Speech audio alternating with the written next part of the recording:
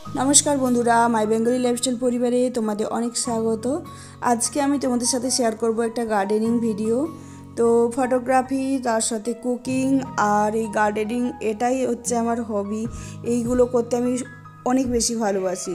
তো আগে যখন বাড়িতে থাকতাম তো তখন তো প্রচুর ফুল গাছ লাগিয়েছি। তো সেই সময়ে আমি আমার বাড়িতে পদ্ম গাছ চাষ করেছিলাম, যেরকম টবে পদ্ম গাছ চাষ করে ছাদে। তো ওটা কিভাবে করতে হয় সেই প্রসেসটাই আজকে আমি তোমাদের সাথে শেয়ার করব। ফুল ভিডিও দেখো, অনেক কিছু দেখার রয়েছে, জানার রয়েছে। তোমরাও এরকম বাড়িতে তৈরি করে নিতে পারবে, দেখতে থাকো।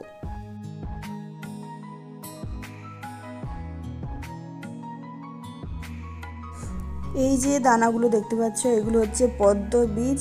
তো এগুলো অনলাইন থেকে অর্ডার করা যায়। অনলাইনে অনেক রকম শপিং পেজ আছে, তো সেখানে তোমরা পেয়ে যাবে, কিংবা কোনো রকম গার্ডেনিং পেজ থাকলে তো ওখান থেকেও তোমরা কালেক্ট করতে পারো। নানা রকম অনলাইন সাইটে একটু সার্চ করলে পেয়ে যাবে।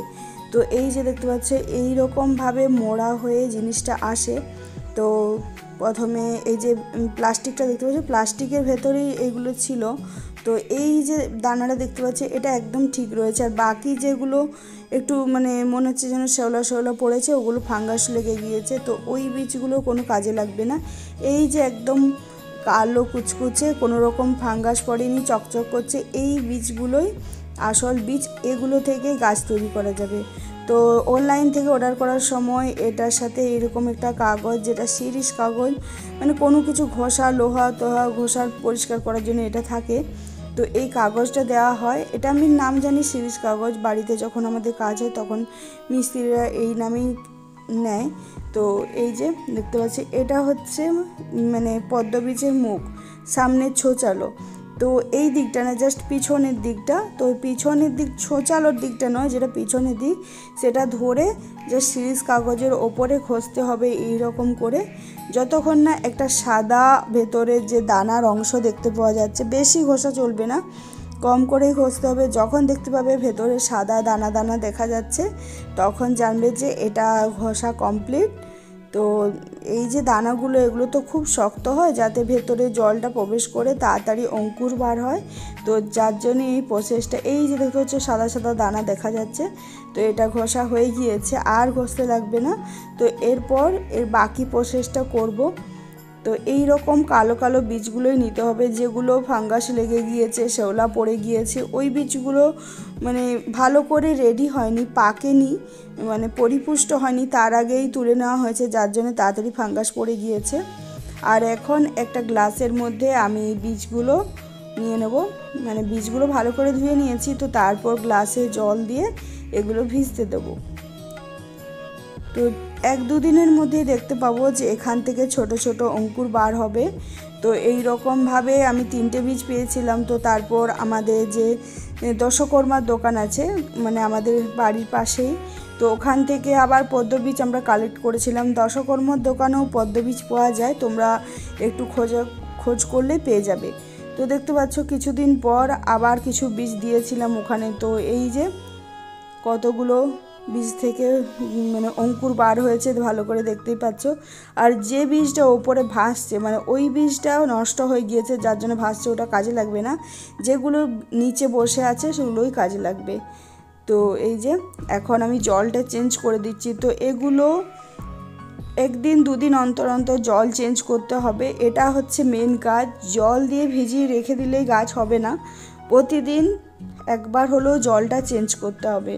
একবারে যদি জলটা গ্যাস হয়ে যায়, শ্যাওলা পড়ে যায়, তো সেই জলটার গাছটা নষ্ট হয়ে যাবে, অঙ্কুরটা। তো সেই জন্য প্রতিদিন এরকমভাবে জল চেঞ্জ করতে হবে। নতুন জলে এগুলো ট্রান্সফার করে নিচ্ছি, দেখতেই পাচ্ছ। আর অঙ্কুরগুলো বেশ বড় হয়েছে, সবুজ সবুজ অঙ্কুর কতটা করে হয়েছে দেখতে পাচ্ছ। তো এই রকমভাবে আমি বাকিগুলো ট্রান্সফার করে দিলাম। আর যে বীজটা ভাসছিল সেটা ফেলে দিয়েছি। তো এখন এগুলো আবার বাড়ির ভেতরেই রেখে দেবো। চেষ্টা করবে যে জানালার সাইডে রাখলে বেশি ভালো হয়। তো জানালার যেখানে খুব বেশি রোদও পাবে না, আর খুব বেশি আলো পাবে না, এরকম। তো যেন খুব বেশি অন্ধকারও না থাকে আর খুব বেশি আলোতেও না থাকে, মিডিয়ামের মধ্যে যেন এই জিনিসটা থাকে। তো আমি দেখো জানালার মধ্যে রেখেছি, একটু পরে আবার ভেতরে রেখে দিয়েছিলাম। তো এই রকমভাবে এক সপ্তাহের মধ্যে দেখতে পাচ্ছ এগুলো থেকে বড় বড় কত বড় বড় অঙ্কুর বার হয়েছে। এগুলো একটা একটা এই যে আমি এখন একটা প্লাস্টিকের কৌটোর মধ্যে রেখেছি। তো দেখতে পাচ্ছ বাইরে নামিয়ে রেখেছি, হাওয়া দিচ্ছে কি সুন্দর, আর একটা একটা করে ছোট পাতাও বার হয়েছে ওপরে। তো এই রকমভাবে প্রতিদিন জল চেঞ্জ করতে করতে একদিন এগুলো অনেক বড় হয়ে যাবে, একটা করে বড় পাতা ওপরে দেখা দেবে। তো তখন বুঝবে যে এগুলো আবার বড় টবে ট্রান্সফার করার সময় চলে আসবে। তো এই যে দেখতে পাচ্ছ পাতাটা অনেকটাই বড় হয়েছে। তো এরকমভাবে আরও কিছুদিন রাখতে হবে, গাছগুলো আরও বড় হবে। নিচের শিকড় যেটা আছে, তো শিকড়টা আবার বার হবে। তো সেই জন্য এই যে প্রতিদিন জল চেঞ্জ করেছি আর তোমাদের সাথে একটু একটু করে ভিডিওটা শেয়ার করেছি। প্রতিদিন সকালেই আমি জলটা চেঞ্জ করে দিতাম। আর এটা এখন করলে হবে না, এটা মিনিমাম করতে হবে জাস্ট শীত শেষ হবে সেই সময়, শীত শেষ হওয়ার আগেটাতে এই মানে বীজের অঙ্কুর তৈরি করতে হবে। তো দেখতে পাচ্ছ পদ্ম গাছগুলো কত বড় হয়ে গিয়েছে অঙ্কুরগুলো, আর বেশ ভালো মতো একটা দুটো পাতাও বড় হয়েছে। তো আর নিচে বেশ ভালোই শিকড় একটু একটু করে বার হয়েছে।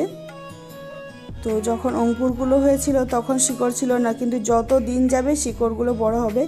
তোমরা দেখেইছো যে আমি অনেকগুলো বীজ রেডি করেছিলাম, তার মধ্যে এখন 5টা রয়েছে, বাকিগুলো ওই আস্তে আস্তে যেগুলো ভেসে ছিল পচে গিয়েছে ওগুলো কোনো কাজে দেয়নি, ওগুলো ফেলে দিয়েছি। তো এগুলো হয়ে গিয়েছে, এগুলো এরপর আরও বড় পাত্রে আমি ট্রান্সফার করব। তো এখানে একটা বড় বালতির মধ্যে আমি জল নিয়েছি যাতে এগুলো আরও ভালো মতোভাবে জায়গা পায় বড় হওয়ার জন্য।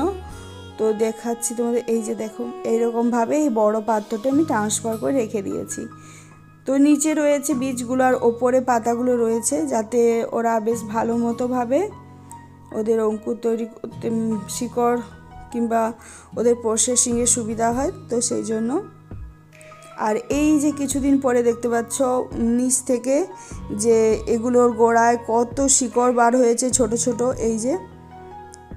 আর গাছগুলো একটু একটু করে যেগুলো নষ্ট হয়ে যাবে তো সেগুলো একটু একটু করে শ্যাওলা শ্যাওলাও দেখা যাচ্ছে। তো দেখা যাক লাস্ট পর্যন্ত আমি কতগুলো গাছকে রেডি করতে পারি, তোমরাও দেখতে থাকো। এই যে এটা ভাসছে এরকমভাবে, যখনই মানে ডাটাটা বড় হয়ে যায় তখনই বীজগুলো ওপরেই ভাসতে থাকে, খুব একটা নিচে বসে থাকে না, যেহেতু পাতাগুলো ওপরে ভাসছে সেই জন্য। তো এই যে দেখতে পাচ্ছ গাছগুলো অনেক বড় হয়ে গিয়েছে, এগুলো এরপর আমি আরও প্রসেসিং করে যে টবে লাগাবো তো সেটা রেডি করব।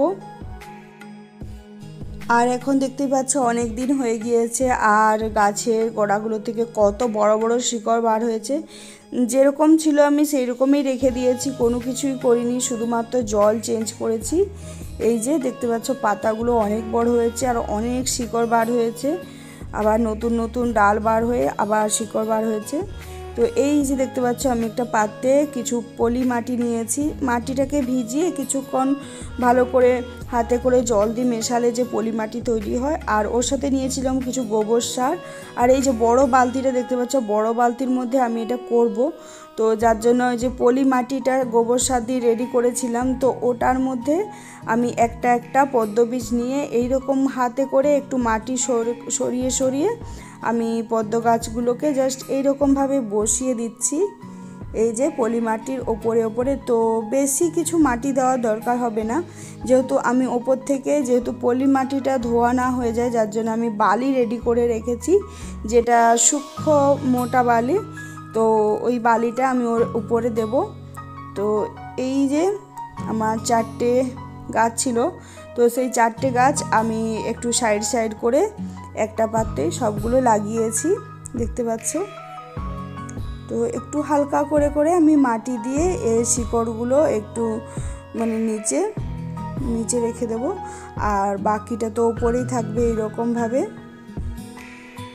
আর ওপর থেকে এই রকমভাবে চারিদিকে একটু একটু বালি দিয়ে, মোটা বালি দিয়ে, যেটা নিচের পলি মাটি ওটা সুরক্ষিত রাখার জন্যই বালিটা দেওয়া, নাহলে জলে ধুয়ে পলিটা নষ্ট হয়ে যাবে। তো এই যে সব রেডি। এরপর আমি এটাকে একটা বড় পাত্রে বসাবো। তো দেখতে পাচ্ছ একটা বড় বালতিতে জল নিয়েছিলাম, সেইটা হাফ জল করে, তো আমি যে বালি পলি মাটির গাছগুলো আমি বসিয়েছিলাম সেই টবটা আমি জাস্ট নিচে বসিয়েছি, আর উপর থেকে এরকমভাবে আমি গাছের পাতাগুলো উপর দিকে তুলে দিলাম। তো এই যে মাটিটা আমি রেডি করলাম আর জলটা, তো এগুলোও চেঞ্জ করতে হবে। জলটা এরকমভাবে রেখে দিলে হবে না, এগুলোকে 2 দিন 3 দিন অন্তর অন্তরেই জলটা চেঞ্জ করতে হবে। খুব ভালো খেয়াল রাখার পর দেখতে পাচ্ছ আমার পদ্ম গাছগুলো কত বড় হয়েছিল পাতাগুলো। তো এটা আমি সাকসেসও পেতাম শেষ পর্যন্ত আমি ভালো মতো দেখাশোনা করলে, কিন্তু মাঝখানে আমি কলকাতা চলে এসেছিলাম, যার জন্য আমি কমপ্লিট করতে পারিনি। যদি পারতাম তো এই রকম সুন্দর সুন্দর ফুল ফুটতো।